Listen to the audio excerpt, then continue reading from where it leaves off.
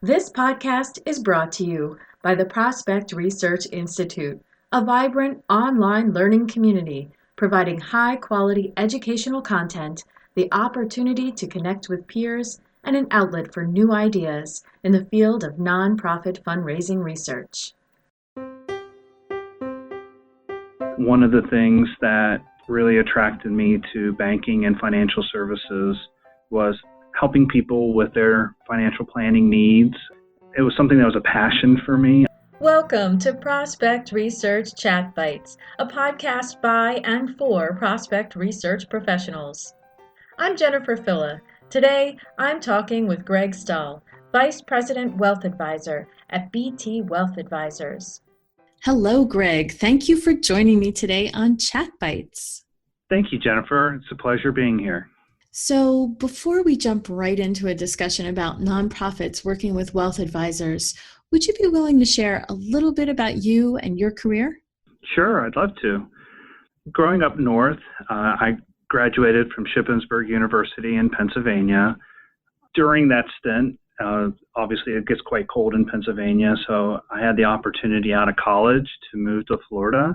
And when that took place, I actually worked for Sears in their national training program.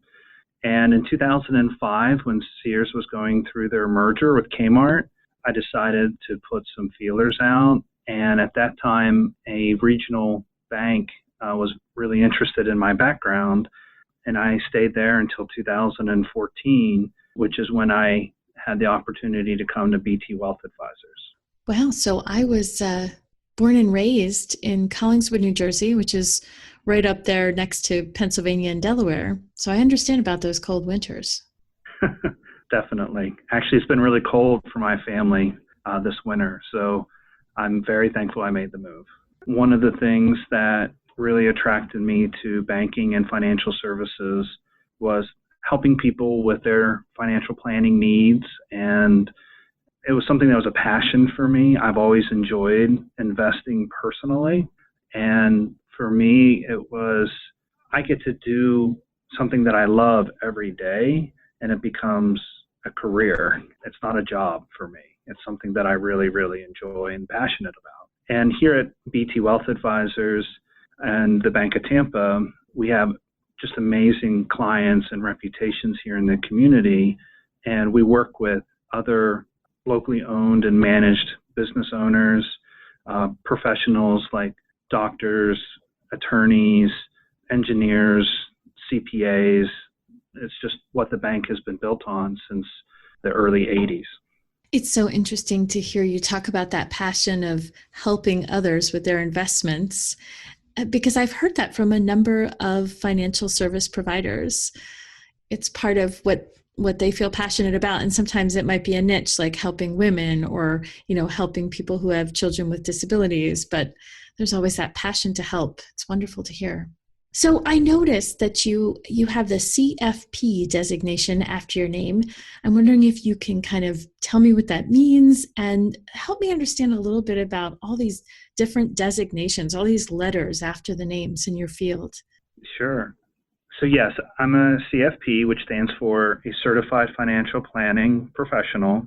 Basically what that means, to carry those marks, you have to pass extensive, not only a background check and also education, meaning to carry those marks, you have to have at least a bachelor's degree, but also there's extensive education and testing requirements in the areas of estate planning, retirement planning, income tax planning, insurance planning, investment planning, and employee benefits planning. The reason I decided to get my CFP designation was throughout my career, that would be the one designation that people would ask me if I had. No other designation ever came up through the years. So I figured if that's the one that the public is asking if I had that credential, then you know what, that's the one I'm going to go after. Wow. So CFP is a common or well-known designation. That's very interesting. I guess the people who issue that are very happy about that. Yes, the CFP board is very proud. And actually, they have very specific rules. Even when you have that credential after your name, you either have to have that registered trademark right after that credential, or if you say that, yes, you're a CFP, that you're actually a certified financial planning professional. They're very specific on their name. Well, that's great. That's good to know. Now I understand what certified financial planner, that's what CFP stands for, but what about financial advisor, financial planner, wealth management, investment advisor? It just seems to me to be so many names for that kind of financial planning service. Can you share with us a little bit about maybe what some of the differences are or how we can make sense of that? Yeah, sure. So technically, somebody can really be all four of them. Like, for example, I have the licenses and credentials that I could be called a financial advisor, a wealth advisor, a financial planner, an investment advisor. And wealth management is a very broad term that encompasses all of those other items like estate planning, income tax planning, all of those things. So, for example, most firms, if you're going to call yourself a financial advisor, you have to have a specific license that makes you, we call it an IAR, or an investment advisor representative. So an investment advisor is the same license as what most firms require you to have if you're going to call yourself on your business card a financial advisor. A financial planner is something, I am through and through, and I would find it difficult for somebody to call them a financial planner and not have that CFP designation as well. I mean, really, you would really need that credential to say that I really am a financial planner. Okay. And I know that when I do research on the SEC filings, we look up people who are registered investment advisors, and there's specific filings that go with that help us understand what the ownership percentages are for those folks. How is a registered investment advisor different from an investment advisor representative? So a investment advisor representative, or IAR, typically works for an RIA, which is a registered investment advisor. So a registered investment advisor is the entity, and the IAR is the person. It's kind of like the same relationship between a broker and a dealer. So a broker is someone that works for a dealer, and a dealer can be any firm. So it's kind of that same relationship between a broker-dealer and an investment advisor representative and a registered investment advisor. Got it. Okay, that makes sense. So many of these terms are very similar, or they have that sort of child-parent kind of relationship.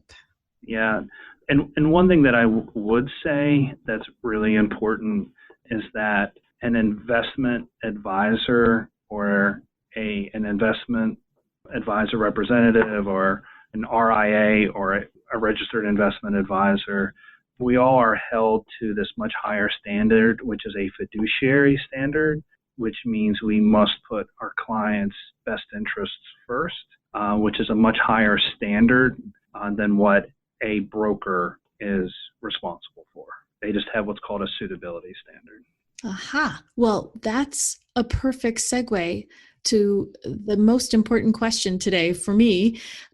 I've always wondered about the relationship between the nonprofits and someone like you, a wealth advisor or a financial services planner.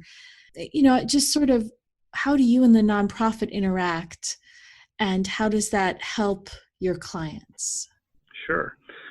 Well, a lot of financial planning is around income tax planning and estate planning. So there's a lot of tax benefits for a client to give money or appreciated assets or even their IRA to a not-for-profit. There's a lot of tax benefits for that. So not-for-profits love working with wealth advisors like myself because, quite frankly, we have the clients that have what the not-for-profit wants, which is their donations. Right. And if a client comes to you, does a client typically come to you and talk to you about their philanthropic desires? Is that something you typically bring up with them, or some kind of combination? Sure. When I'm going through any type of income tax planning or an estate planning conversation, one of the questions that I have to ask are you charitably inclined? So if somebody's charitably inclined, that's when I'll bring up and dive into that deeper. Mm-hmm. For example, if someone, maybe they've been touched with something that happened to their children. So there's obviously many not-for-profit causes that impact children and the diseases that impact them. So, having those connections, if they say that they're charitably inclined in that area, often a wealth advisor can make those connections. And are you typically involved yourself with nonprofits? Do you volunteer? Do you serve on boards? Yeah. So one of the things that Bank of Tampa is really well known for in their community is being involved in, requiring their officers to serve for not-for-profits other than the place of their worship. So I have served on boards before, and I definitely have my own personal causes that are really close to me. So yes, that's something that I do participate in. Well, that's great, because then you get to see the other side of the coin, so to speak, what's happening. Absolutely. That's fun. Well, before I let you go today, I'm wondering if you have any tips for prospect researchers about how to better understand this mysterious world of wealth management. Well, here's what I'll tell you. Anyone that we consider high net worth should really have some trusted advisors around them. They need to have a trusted banker. And I'll tell you, there's some wonderful bankers here at the Bank of Tampa if they need some help. They need a trusted wealth advisor around them. They also need a CPA or a certified public accountant, and they also need a really good attorney. You really need to be surrounded by those trusted advisors. I can't imagine being in that high net worth space without having those trusted advisors around you, because I can tell you there's no way you can know everything about all those subject areas, and you really needed trusted professionals around you to help navigate those areas. Well, that's a great tip. One of the things that I've heard recently in our field is to always look at who is the bank that's on the check that got written, because some of those banks are exclusive. And if we see that kind of relationship, then we have an alert that we have someone who does have great means. For sure. Well, I also understand that you have a disclosure that you'd like to share. Did you want to do that now? Yes, please. Securities and advisory services offered through LPL Financial, a registered investment advisor, member FINRA, SIPC. Insurance products offered through LPL Financial or its licensed affiliates. Thank you. And I really want to thank you for taking the time to share with me today. It's a subject I've been interested in for a bit and just haven't dug into, and it's great to learn by chatting with you. Well, thank you for this time, and thank you for the opportunity. That was Greg Stahl, Vice President Wealth Advisor at BT Wealth Advisors. Join us for more conversation on the forums in the Resource Collections community at www.primember.org. If you're not already a member, join today. Membership is free and the conversation is rich.